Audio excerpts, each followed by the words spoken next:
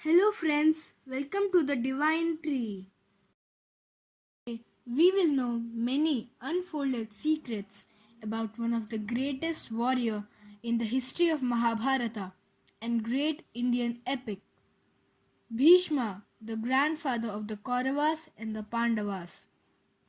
We all know that he was the grandfather of Kauravas and the Pandavas, but just a few people know his birth story and his tales. Well, most of us do not know how Bhishma got his name. Either power or his wiseness may have got his name. There is an interesting story behind this for which this video is now made. This tale starts when a king named Shantanu ruled over the soil of Hastinapur. He was a wise ruler but wasn't still married. This always made him disappointed. One day, as he went to the banks of river Ganga, he saw a beautiful maiden sitting. On further enquiry by Shantanu, she was Ganga. Thinking this was the best time, he kept his marriage proposal in front of Ganga. But she had kept some conditions to marry him, which he blindfoldedly had agreed. After a pompous marriage, they both were rejoiced and made the kingdom very prosperous for a few months. After a few months from their marriage, there were 7 sons born to Ganga, but she swept them away in the banks of Ganga. By seeing this act, Shantanu was terrified. According to the condition, she had to leave all her children away in the Ganga.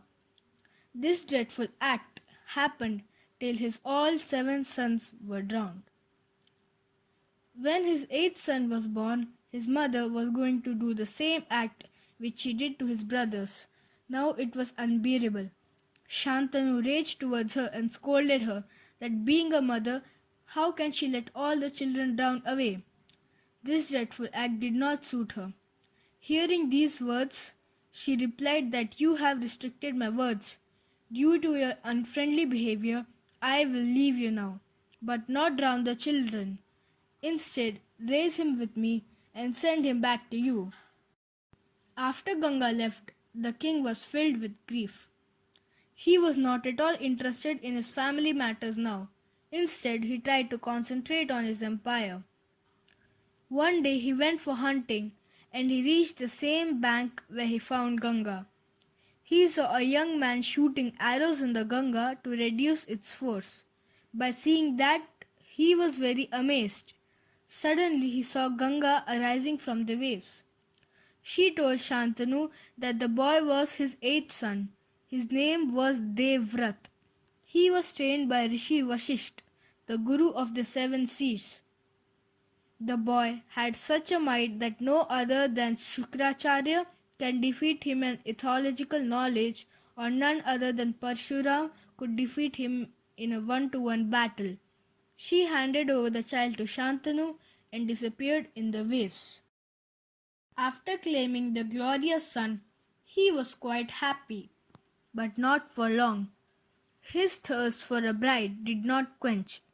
Still, he was unhappy, for Ganga had left him by his side.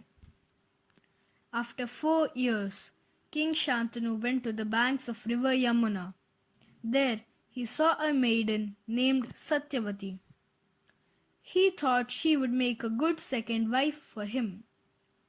As he kept his marriage proposal, Satyavati's father, Kevatraj, the leader of the tribal group, kept the condition that the son of Satyavati will be the next heir of throne and not Devvrat. On hearing these words, king fell into a dilemma that Devvrat must be the next king or Satyavati's son. So on these thoughts he left to his kingdom. Seeing his father doubtful, these days Devvrat was very worried. So he asked his father the reason why he was very worried. But his father did not want him to know the reason, as he wanted Devvrat to be the next heir of the throne. Seeing his father's ignorance, he was very sad. But he came up with an idea. He asked his father's chariot driver about his father's cause of tension. The driver told him everything in the conversation which took place between his father and Kevatraj. Devvrat understood what had taken place in his absence. So, he went to the same place where his father met Satyavati and discussed the matters with Kevatraj, but he kept the same condition. As Devvrat loved his father a lot, he agreed that he will not be the next king of Hastinapur. But he did not believe in Devvrat's will. Therefore he asked what if Devvrat's son becomes the next king after Satyavati's son. For this Devvrat replied that he will not marry at all, and therefore he will not have any offspring for the throne. This assured Kevatraj, and he made his daughter marry with Shantanu. But Shantanu was not happy, as his son was not to be the king. But somehow he spent his life. By this strong vow, Devvrat was to be known as Bhishma, the Invincible. Hope you have liked today's video. We will be back with another interesting topic.